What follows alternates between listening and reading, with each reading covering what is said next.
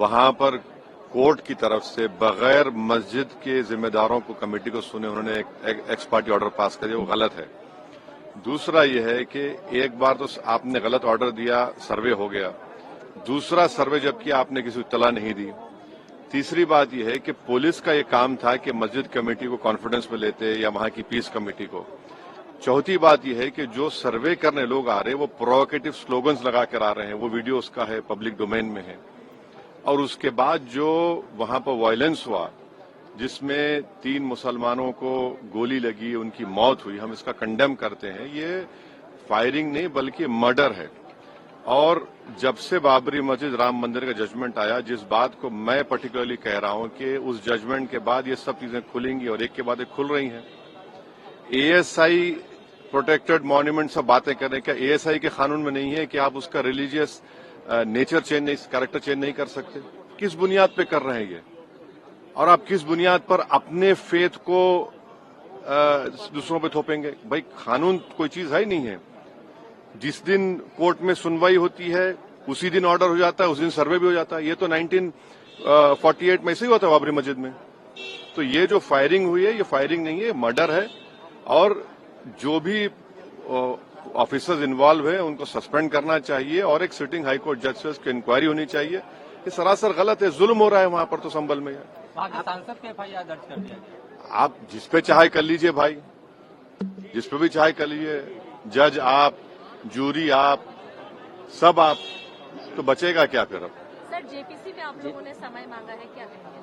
जी, जैसा अभी आपने हमारे डेलीगेशन तरफ से बोला गया है, मैं उसको रिपीट करना नहीं चाहता। और स्पीकर साहब ने बड़ी इत्मीनान से हमारी पूरी जितने मेंबर्स 11 नॉन बीजेपी एमपीज गए थे उनकी बात को सुना। वो बोले कि इसके ऊपर कंसिडर करेंगे और हमको उम्मीद है कि ऑनरेबल स्पीकर साहब इसका टेन्योर बढ़ाएंगे, क्योंकि आप देखिए बंगाल नहीं गई कमेटी, बिहार हम लोग नहीं गए, उत्तर प्रदेश में शिया वक्फ की प्रॉपर्टीज को हमने नहीं देखा। तो ऐसे कई, दिल्ली के मंत्री को बुलाना है, ऐसे कई स्टेट्स है जहां पर कमेटी को जाना चाहिए। वो स्टेक होल्डर्स हैं, उनकी बात को सुनना बहुत जरूरी है।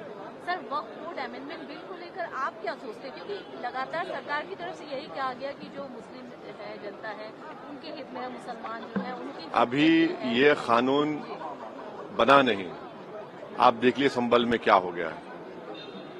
अभी ये कानून बना नहीं है, आप देख रहे हैं कि हर जगह पे बोल दिया जा रहा है कि नहीं, ये यहाँ पर 500 साल पहले मस्जिद नहीं थी। इस बिल में ये बिल आर्टिकल 26 का वायलेट करता है। ये संविधान के फंडामेंटल राइट का 26 का ग्रेव वायलेशन है। ये बिल कलेक्टर को इतने पावर्स दे रहा है कि कलेक्टर तय करेगा कि कौन सी वक्फ प्रॉपर्टी है नहीं है। ये कैसे होगा? कलेक्टर कैसा जज होगा अपने ही केस में? तीसरा, आप किस बुनियाद पर इस बिल में आप नॉन मुस्लिम को मेंबर बना रहे हैं? जितने धर्म की बुनियाद पर, चाहे वो हिंदू धर्म के एंडोमेंट बोर्ड्स हो, चाहे दिल्ली का एसजीपीसी हो या उसका एक्ट हो, या क्रिश्चियंस के जो भी उनके धर्म के संस्थान हैं, वहां पर तो कोई उसी धर्म का आदमी मेंबर बनता है। आप तो कंपलसरी स्टेट वक्फ बोर्ड में जहां पर 11 मुसलमान बनते थे, वहां पर आप मेजॉरिटी नॉन मुस्लिम बनाना चाह रहे हैं। सेंट्रल वक्फ काउंसिल में मेजॉरिटी ऑफ नॉन मुस्लिम बनाना चाह रहे हैं। क्यों करना चाह रहे हैं आप? ये क्या मकसद है आपका? कलेक्टर को इतना पावर दे रहे हैं, तो ये आर्टिकल 26 का ग्रेव वायलेशन है। और इसीलिए वक्फ को बचाने के लिए नहीं लाया जा रहा है, ये वक्फ को खत्म करने के लिए, और वक्फ बोर्ड को सिर्फ एक पोस्ट ऑफिस बना के रखना चाह रहे हैं। तो जो वक्फ की प्रॉपर्टी है वो गवर्नमेंट की दी भी नहीं है, इसको मुसलमानों की गाड़े खून की कमाई है, तो आप उसको छीनना चाह रहे हैं। और उतना ही मकसद है सरकार का। आप देख रहे हैं संभल में क्या हो रहा है, ऐसे ही और वाकयात होते रहेंगे। देखिए, सबसे पहली बात तो ये है कि संभल की चंडोसी की जहाँ मस्जिद है वो कोई 50 साल 100 साल नहीं बल्कि 200-250 साल पुरानी मस्जिद है, उससे ज्यादा है। वहां पर कोर्ट की तरफ से बगैर मस्जिद के जिम्मेदारों को कमेटी को सुने उन्होंने एक एक्स पार्टी ऑर्डर पास कर दिया, वो गलत है। दूसरा यह है कि एक बार तो आपने गलत ऑर्डर दिया, सर्वे हो गया। दूसरा सर्वे जब किया आपने किसी को इत्तला नहीं दी। तीसरी बात यह है कि पुलिस का ये काम था कि मस्जिद कमेटी को कॉन्फिडेंस में लेते या वहां की पीस कमेटी को। चौथी बात यह है कि जो सर्वे करने लोग आ रहे हैं वो प्रोवोकेटिव स्लोगन्स लगा कर आ रहे हैं, वो वीडियो उसका है, पब्लिक डोमेन में है। और उसके बाद जो वहां पर वायलेंस हुआ जिसमें 3 मुसलमानों को गोली लगी, उनकी मौत हुई, हम इसका कंडेम करते हैं। ये फायरिंग नहीं बल्कि मर्डर है।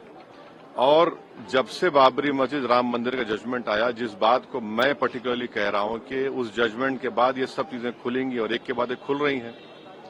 एएसआई प्रोटेक्टेड मॉन्यूमेंट सब बातें कर रहे हैं, क्या एएसआई के कानून में नहीं है कि आप उसका रिलीजियस नेचर चेंज नहीं, कैरेक्टर चेंज नहीं कर सकते? किस बुनियाद पे कर रहे हैं ये? और आप किस बुनियाद पर अपने फेथ को दूसरों पे थोपेंगे? भाई कानून कोई चीज है ही नहीं है। जिस दिन कोर्ट में सुनवाई होती है उसी दिन ऑर्डर हो जाता है, उस दिन सर्वे भी हो जाता है। ये तो 1948 में ऐसे ही हुआ था बाबरी मस्जिद में। तो ये जो फायरिंग हुई है ये फायरिंग नहीं है, मर्डर है। और जो भी ऑफिसर्स इन्वॉल्व है उनको सस्पेंड करना चाहिए और एक सिटिंग हाईकोर्ट जज से उसकी इंक्वायरी होनी चाहिए। ये सरासर गलत है, जुल्म हो रहा है वहां पर तो संभल में। वहाँ के सांसद के FIR दर्ज कर दिया गया। आप जिस पे चाहे कर लीजिए भाई, जिस पे भी चाहे कर लीजिए, जज आप, जूरी आप, सब आप, तो बचेगा क्या फिर? अब सर जेपीसी में आप लोगों ने समय मांगा है, क्या कहना है? जी, जैसा अभी आपने हमारे डेलीगेशन तरफ से बोला गया है, मैं उसको रिपीट करना नहीं चाहता। मगर स्पीकर साहब ने बड़ी इत्मीनान से हमारी पूरी जितने मेंबर्स 11 नॉन बीजेपी एमपीज गए थे उनकी बात को सुना। वो बोले कि इसके ऊपर कंसिडर करेंगे और हमको उम्मीद है कि ऑनरेबल स्पीकर साहब इसका टेन्योर बढ़ाएंगे, क्योंकि आप देखिए बंगाल नहीं गई कमेटी, बिहार हम लोग नहीं गए, उत्तर प्रदेश में शिया वक्फ की प्रॉपर्टीज को हमने नहीं देखा। तो ऐसे कई, दिल्ली के मंत्री को बुलाना है, ऐसे कई स्टेट्स है जहां पर कमेटी को जाना चाहिए। वो स्टेक होल्डर्स हैं, उनकी बात को सुनना बहुत जरूरी है। सर वक्फ बोर्ड अमेंडमेंट बिल को लेकर आप क्या सोचते हैं? क्योंकि लगातार सरकार की तरफ से यही कहा गया कि जो मुस्लिम है, जनता है, उनके हित में है, मुसलमान जो है उनकी। अभी ये कानून बना नहीं, आप देख लीजिए संभल में क्या हो गया है। अभी ये कानून बना नहीं है, आप देख रहे हैं कि हर जगह पे बोल दिया जा रहा है कि नहीं, ये यहां पर 500 साल पहले मस्जिद नहीं थी। इस बिल में आप, ये बिल आर्टिकल 26 का वायलेट करता है। ये संविधान के फंडामेंटल राइट का 26 का ग्रेव वायलेशन है। ये बिल कलेक्टर को इतने पावर्स दे रहा है कि कलेक्टर तय करेगा कि कौन सी वक्फ प्रॉपर्टी है नहीं है। ये कैसे होगा? कलेक्टर कैसा जज होगा अपने ही केस में? तीसरा, आप किस बुनियाद पर इस बिल में आप नॉन मुस्लिम को मेंबर बना रहे हैं? जितने धर्म की बुनियाद पर, चाहे वो हिंदू धर्म के एंडोमेंट बोर्ड्स हो, चाहे दिल्ली का एसजीपीसी हो या उसका एक्ट हो, या क्रिश्चियंस के जो भी उनके धर्म के संस्थाएं हैं, वहां पर तो कोई उसी धर्म का आदमी मेंबर बनता है। आप तो कंपलसरी स्टेट वक्फ बोर्ड में जहां पर 11 मुसलमान बनते थे, वहां पर आप मेजॉरिटी नॉन मुस्लिम बनाना चाह रहे हैं। सेंट्रल वक्फ काउंसिल में मेजॉरिटी ऑफ नॉन मुस्लिम बनाना चाह रहे हैं। क्यों करना चाह रहे हैं आप? ये क्या मकसद है आपका? कलेक्टर को इतना पावर दे रहे हैं, तो ये आर्टिकल 26 का ग्रेव वायलेशन है। और इसीलिए वक्फ को बचाने के लिए नहीं लाया जा रहा है, ये वक्फ को खत्म करने के लिए, और वक्फ बोर्ड को सिर्फ एक पोस्ट ऑफिस बना के रखना चाह रहे हैं। तो जो वक्फ की प्रॉपर्टी है वो गवर्नमेंट की दी भी नहीं है, इसको मुसलमानों की गाड़े खून की कमाई है, तो आप उसको छीनना चाह रहे हैं। और उतना ही मकसद है सरकार का। आप देख रहे हैं संभल में क्या हो रहा है, ऐसे ही और वाकयात होते रहेंगे। अगर आप ये वीडियो YouTube पर देख रहे हैं तो हमारे चैनल को सब्सक्राइब करें और बेल आइकन को दबाना ना भूलें। अगर आप Facebook पर ये वीडियो देख रहे हैं तो हमारे पेज को लाइक करें।